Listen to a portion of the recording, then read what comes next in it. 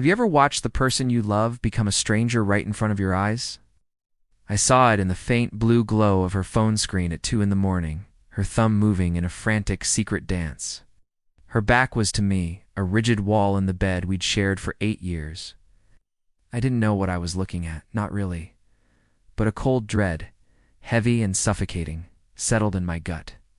It was the kind of cold that tells you nothing will ever be warm again.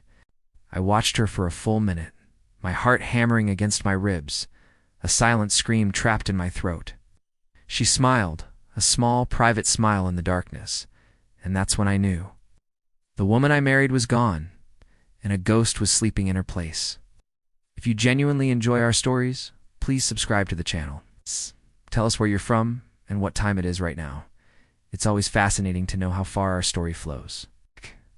It started subtly, as these things always do. Oh. Late nights at the office became more frequent. Sarah, who once lived in worn-out jeans and my old college sweatshirts, started dressing up.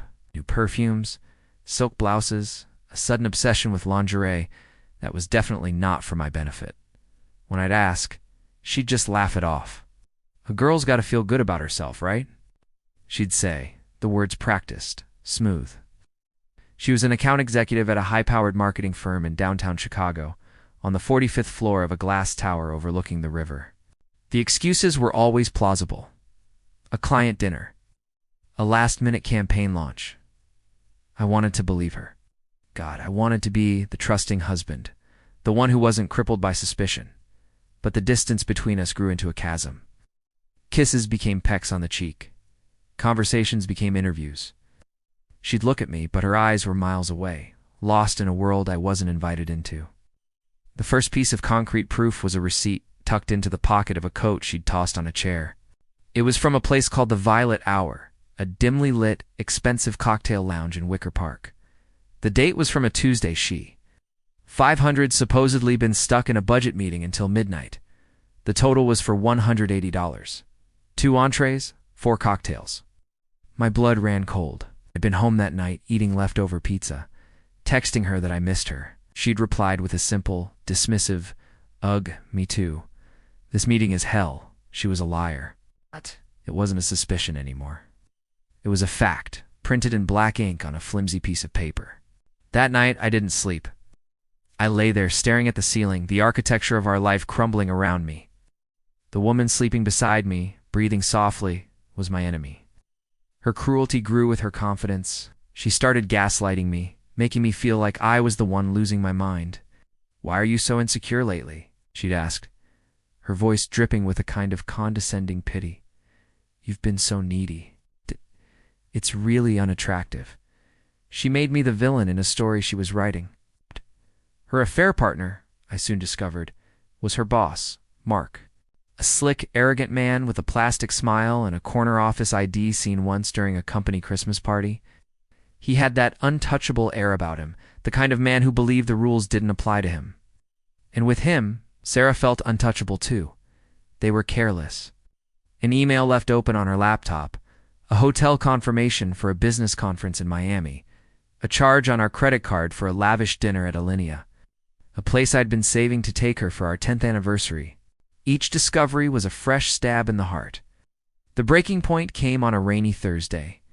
I'd come home early, hoping to surprise her, maybe try to talk, to salvage something, anything. I found them in our bed, my bed. The sounds from our bedroom door, left slightly ajar, will haunt me for the rest of my life. I didn't storm in, I didn't scream, just backed away, silent as a shadow, and walked out the front door into the downpour. I stood on the sidewalk of our quiet Lincoln Park street, the rain soaking me to the bone, and I shattered. The grief was a physical thing, a monster tearing me apart from the inside. But as the cold seeped into my bones, something else took root. The sorrow curdled into a quiet, focused rage. The tears stopped. My mind went unnervingly clear. They had humiliated me in my own home. They had taken everything. I decided then and there I would take back more. The next day I was a different man. I hired the best divorce attorney in Chicago, a shark named Mr. Harrison, who specialized in hike and flick cases. I told him everything. "I don't just want a divorce," I said, my voice steady, devoid of emotion. I want to dismantle them. He nodded slowly, a glint in his eye. We can do that. I started gathering evidence with methodical precision. I put a keylogger on her laptop. I hired a private investigator who tracked their every move, documenting their lunch dates at Gibson's, their weekend trips, their late-night meetings in a parking garage on Lower Wacker Drive.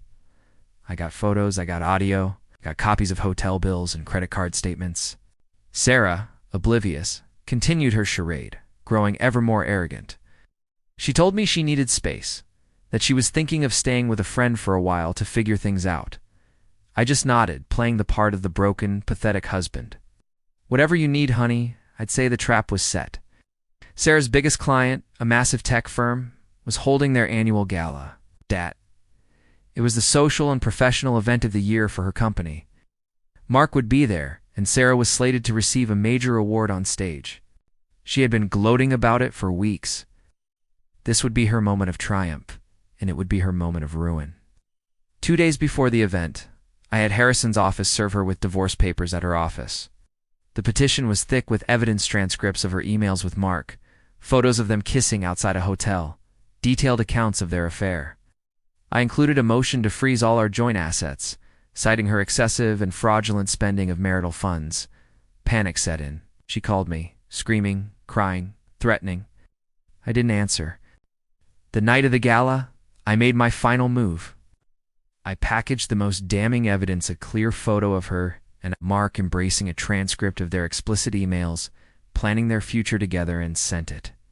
From a burner email account to the entire executive board of her company, the CEO of the tech firm she was courting, and a few key industry journalists I knew were attending. I timed it to land in their inboxes exactly 1 hour before she was scheduled to take the stage. I wasn't there to see it, but the PI gave me a full report. The whispers that started in the ballroom. The executives looking at their phones, then at Mark, then at the stage where Sarah was about to be honored. The CEO of the tech firm, a man known for his rigid moral code, stood up and walked out, his entire team following him. Mark was called into an emergency meeting. Sarah was left standing alone, her award forgotten, her name turning to poison in the mouths of everyone she'd worked so hard to impress. She was fired the next morning. Mark was forced to resign. The tech firm pulled their multi-million-dollar account. Her career wasn't just over, it was annihilated. In the divorce settlement, the prenup we'd signed held, but the evidence of her infidelity and misuse of marital assets meant she walked away with nothing but her clothes and her shame. I sold the house. I moved to a small, quiet apartment downtown with a view of the lake. Sometimes late at night I look out at the endless dark water and think about that night, the night it all began. The revenge wasn't a victory. It was just a balancing of the scales. It didn't fix what was broken inside me, but it cauterized the wound.